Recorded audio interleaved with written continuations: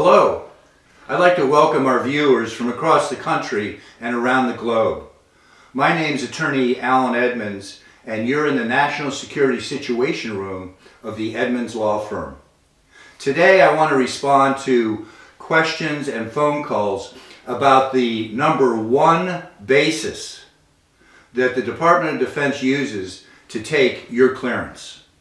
Clearances can be revoked, they can be denied, and they can be asked to attend a hearing where you go in before an administrative law judge to demonstrate how you've overcome a particular challenge or guideline. The directive that I'm going to be speaking from today, which I hold in my hand, is 5220.6. It's a DOD directive. You can go on the internet, on a search engine, type in 5220.6 and print out the entire directive. It's an absolutely essential step for you to take to familiarize yourself with this process. But the number one reason why the government attacks or takes your clearance away is called Guideline F, financial considerations. This guideline is used more than any other guideline by the Department of Defense and by the intelligence communities. Debt problems that go back 7 or even 10 years, bankruptcies, all become relevant in your request for a security clearance. The concern basically in a Guideline F case is that you are not living within your means. And what does that mean?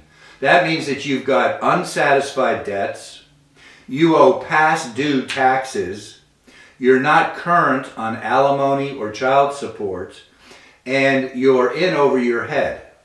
There are many mitigating factors that could give rise to this situation, and that's my job as your attorney to bring them to the court's attention.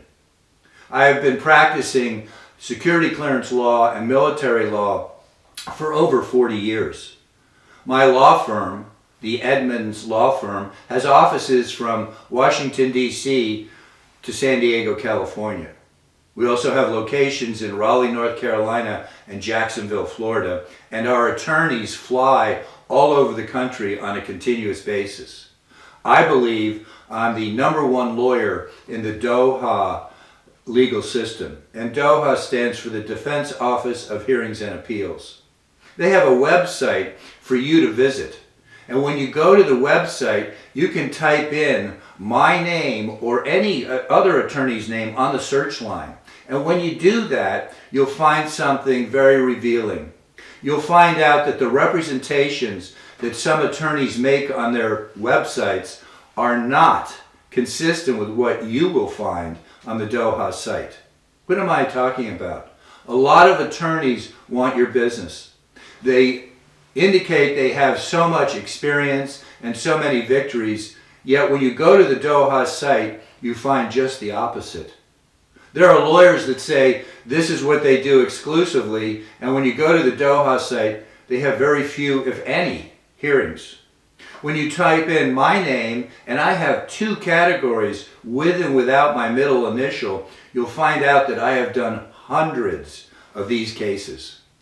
We also post them on our website, and there's stories of individuals just like you in all of the guidelines on the directives that you may find interesting because you may find a case just like yours. So back to this guideline under 5220.6, Guideline F, financial concerns, says that if you have the following problems, it raises a security concern for the United States government. What are those issues? Number one, as I spoke about early, inability to satisfy debts. Number two, unwillingness to satisfy debts. What does that mean? It means that perhaps you went through a divorce and you have a bunch of old divorce debts and you refuse to pay them because your argument is they belong to my ex-spouse. Well, that's an unwillingness to satisfy the debt, and if it's your Social Security number that's on the credit report, then the government is concerned about that. The third most prevalent area is a history of not meeting financial obligations. What does that mean? That means you're continually being late on payment of debts or bills.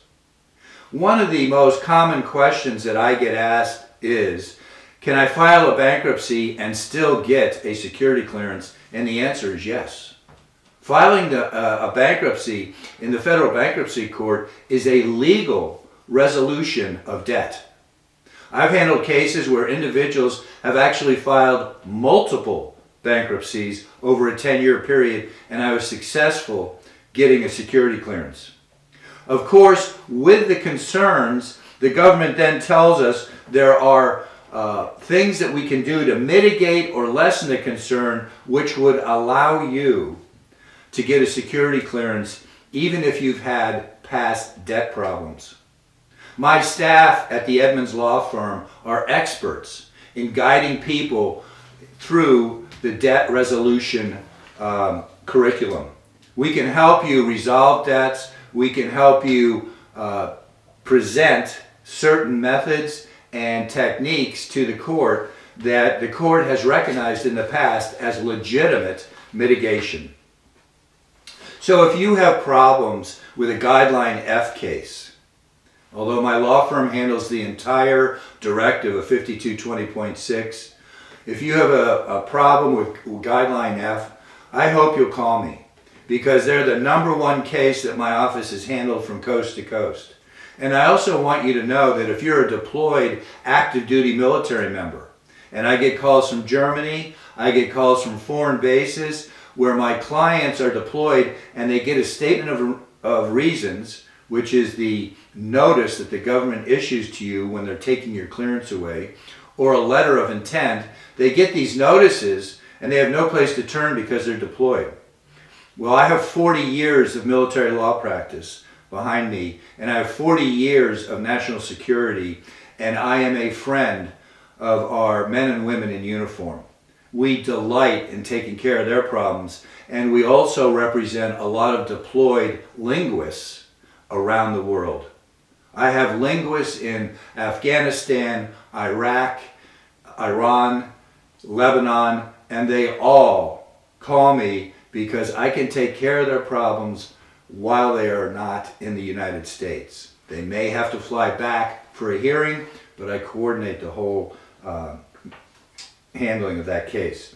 So if you have these problems, I hope you call me at 800-481-2526 or visit our websites, nationalsecurityclearances.com, and look at the client testimonials, look at the case victories. Thank you.